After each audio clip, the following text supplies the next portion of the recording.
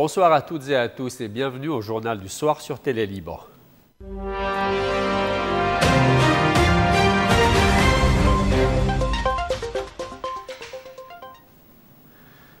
Israël poursuit son offensive aérienne contre l'Iran, visant des dizaines de sites militaires et nucléaires à travers le pays. Téhéran réplique par des salves de missiles, des centaines de morts, des villes secouées, des populations enterrées, mais aussi des menaces réciproques. Les gardiens de la révolution avertissent les habitants de Tel Aviv de quitter la ville immédiatement et de ne jamais y revenir. Et en Israël, on donne des ordres d'évacuation à Téhéran. Sur ce, le monde retient son souffle face à une escalade entre deux puissances historiques ennemies. Depuis vendredi, l'Iran et Israël s'enfoncent dans un affrontement militaire d'une intensité inédite. Ce matin encore, des missiles ont frappé plusieurs villes israéliennes, portant le bilan à 24 morts et près de 500 blessés. À Tel Aviv, à Haïfa, à Bnei Brak, des civils meurent, des immeubles s'effondrent. Israël accuse l'Iran d'avoir cilement visé des habitations. Téhéran paiera le prix fort, prévient le ministre israélien de la Défense, Israël Katz. De l'autre côté, l'Iran paye aussi un lourd tribut, plus de 220 morts, des milliers de blessés. Les frappes israéliennes ont visé la capitale, la ville sainte de Mashhad et des installations militaires et nucléaires stratégiques. Objectif, empêcher l'Iran d'acquérir l'arme nucléaire. Selon Benjamin Netanyahou, le principal site d'enrichissement d'uranium à Natanz a été détruit. À Téhéran, mosquées et stations de métro transformées en abris anti-aériens, routes bondées, populations en fuite. Les frappes israéliennes ont secoué plusieurs villes iraniennes, notamment Téhéran, Mashhad et l'ouest du pays. L'armée israélienne affirme avoir infligé des pertes militaires décisives à l'Iran. Selon le général Efi Defrin, un tiers des lanceurs de missiles sol-sol iraniens a été détruit. Plus de 50 avions ont mené des frappes massives sur 120 plateformes de lancement, des sites de missiles sol-sol et des centres de commandement aérien à travers l'Iran. 4 hauts responsables du renseignement iranien auraient été tués, dont le chef du renseignement des gardiens de la Révolution. 20 bases de la force Al-Quds ont été visées. L'Iran à son tour riposte. 24 morts et près de 400 blessés sont recensés en Israël depuis vendredi. Des dizaines de missiles ont touché les villes de Haïfa, Tel Aviv, Bat Yam et Tamra.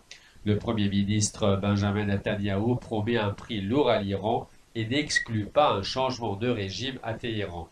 Il affirme que l'Iran a franchi le point de non-retour vers la bombe atomique. De son côté, Donald Trump appelle à un accord, mais n'exclut pas une future implication américaine dans le conflit. Sous pression après les frappes israéliennes sur ses installations nucléaires, l'Iran envisage de se retirer du traité sur la non-prolifération nucléaire. Le porte-parole du ministère iranien des Affaires étrangères a déclaré que l'Iran envisage de quitter le traité sur la non-prolifération nucléaire, le TNP. Face aux frappes israéliennes qui ont visé les installations nucléaires de Natanz, Arak et Khandbad, Téhéran hausse le ton. Toute attaque contre une installation nucléaire est injustifiable, affirme Ismail Baqai. Les frappes qualifiées d'inédites par l'Iran auraient été, selon Téhéran, menées avec l'aval des États-Unis. Washington est accusé d'avoir permis, voire facilité l'opération. Mais ce qui fait grincer les dents à Téhéran, c'est le silence européen. L'Iran accuse la France, l'Allemagne et le Royaume-Uni de passivité après les frappes sur son territoire. L'AIEA, de son côté, assure de détecter aucune fuite radioactive, mais la question reste brûlante. Le débat sur l'avenir du programme nucléaire iranien revient sur la table et le TNP vacille. Si l'Iran quitte le TNP, ce serait une rupture majeure avec l'ordre nucléaire mondial. Une décision lourde de conséquences dans un Moyen-Orient déjà à feu et à sang. Alors que les tensions entre Israël et l'Iran atteignent un niveau critique, la marine américaine modifie ses plans. Le porte-avions USS Nimitz quitte le sud de la mer de Chine et se dirige vers le Moyen-Orient. Un mouvement qui relance les inquiétudes d'un embrasement régional plus large. En effet, le porte-avions américain USS Nimitz a quitté ce matin le sud de la mer de Chine pour mettre le cap à l'ouest. Une décision inattendue dans un contexte de tensions internationales explosives.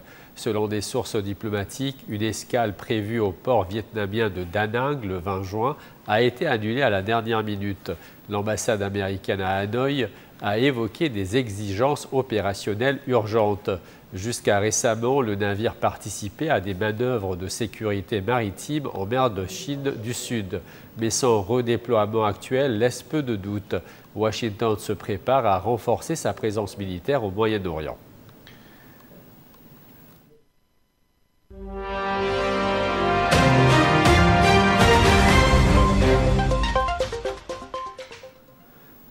Alors que la guerre fait rage entre Israël et l'Iran, les grandes puissances du G7 se trouvent au défi d'une position commune sur le conflit Iran-Israël. Entre appel à la désescalade et division diplomatique, les dirigeants réunis au Canada avancent sur une ligne de crête fragilisée par l'imprévisibilité de Donald Trump. Kananaskis, cœur sauvage du Canada, accueille un sommet brûlant. Les dirigeants du G7 s'y retrouvent pour 3 jours de discussion, mais dans un climat international explosif. En toile de fond, la guerre entre Israël et l'Iran qui menace d'embraser toute la région. Comment parler d'une seule voix face à une crise qui divise? Depuis vendredi, Israël bombarde massivement l'Iran, riposte de missiles à la clé. Le bilan humain est dramatique et la communauté internationale peine à répondre d'une seule voix. Les Européens, plus prudents, appellent à la désescalade. Le Canada, pays hôte, tente l'équilibre. La diplomatie est la seule voie durable, rappelle Ursula von der Leyen. Mais l'ombre de Donald Trump pèse sur ce sommet. Déjà en 2018, Trump avait bousculé le G7 canadien. Aujourd'hui encore, aucune déclaration finale ne sera publiée pour éviter les divisions publiques. Autre sujet brûlant, l'Ukraine. Volodymyr Zelensky, invité du sommet, doit rencontrer Trump devenu plus conciliant avec Moscou. Un échange téléphonique entre Trump et Poutine a d'ailleurs eu lieu samedi. Les Européens s'inquiètent. De plus, les droits de douane imposés par Washington menacent l'économie mondiale. Évitant le protectionnisme, martèle Bruxelles. Un sommet sans illusion, mais crucial. Conflit au Moyen-Orient, guerre en Ukraine, menace économique, les 7 grandes puissances cherchent une issue. La confrontation en cours entre Israël et l'Iran ressuscite de vieux démons puisque le monde entre dans une nouvelle ère d'instabilité nucléaire. Le CIPRI alerte sur la modernisation massive des arsenaux par les principales puissances, à commencer par les États-Unis, la Russie et la Chine. Alors que les ogives actives augmentent à nouveau, le risque d'une course technologique, y compris dans l'espace et la cyberespace, se profile à grande vitesse. Une alerte froide à l'heure d'un monde déjà en crise. L'alerte est claire et elle vient de Stockholm. Selon le CIPRI, l'Institut international de recherche sur la paix, le monde est en train d'entrer dans une nouvelle course aux armements nucléaires. Le nombre d'ogives actives augmente, les arsenaux se modernisent et la technologie s'en mêle. En 2025, le monde comptait 12 241 ogives nucléaires. Parmi elles, plus de 9 600 prêtes à être utilisées. La Russie et les États-Unis détiennent toujours 90% des stocks avec de vastes programmes de modernisation. Mais c'est la Chine qui inquiète. 600 ogives recensées début 2025 avec un rythme de 100 nouvelles par an depuis 2 ans. Le pays pourrait franchir le seuil de 1000 d'ici 2032. Derrière ces 3 géants, l'Inde et le Pakistan poursuivent le développement de nouveaux vecteurs. La France et le Royaume-Uni, eux, maintiennent ou ajustent leurs arsenaux, mais continuent d'investir dans la modernisation technologique.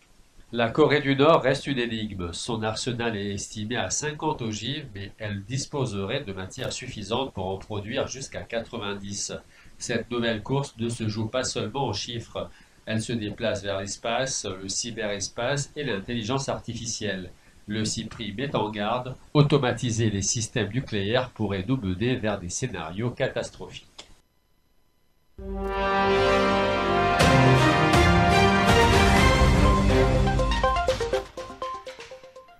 À l'heure où le Liban fait face à une région en ébullition et à une transition institutionnelle sensible, Le Conseil des ministres s'est réuni au palais présidentiel de Baabda sous la présidence du chef de l'État Joseph Aoun et en présence du Premier ministre Nawaf Salam. Au cœur des discussions, les répercussions de la guerre israélo-iranienne, des nominations diplomatiques clés et un dossier financier encore en suspens. Le Conseil des ministres s'est réuni en session ordinaire au palais présidentiel de Baabda. 49 points étaient à l'ordre du jour, auxquels se sont ajoutées des questions urgentes, notamment celles liées à la guerre qui fait rage entre l'Iran et Israël et aux répercussions possibles sur le Liban. Mais l'annonce phare de la journée concerne les nominations diplomatiques. 8 ans après les dernières grandes affections, le ministre des Affaires étrangères, Youssef Rajhi, a soumis une nouvelle mouture adoptée à l'unanimité. Parmi les mesures, une réduction significative du nombre de diplomates issus de l'extérieur du ministère. Les postes clés ont été préservés pour les diplomates de carrière, tandis que ceux ayant dépassé la durée légale de mission seront rappelés. Une volonté claire d'assainir la gestion du corps diplomatique. Si les nominations diplomatiques ont avancé, les désaccords politiques ont bloqué les discussions sur les postes sensibles à la Banque du Liban. Le nom de Wassim Mansouri reste au cœur des tractations, tout comme celui de Zahir Hamedi. Alors que le président Joseph Aoun a présenté les résultats de sa visite au Vatican, la session s'est achevée dans un climat de gravité face à une région à feu et à sang et un pays qui peine toujours à sortir de l'ornière. Voilà, c'est ainsi que prend fin ce journal. Merci à vous de votre fidélité et à très bientôt.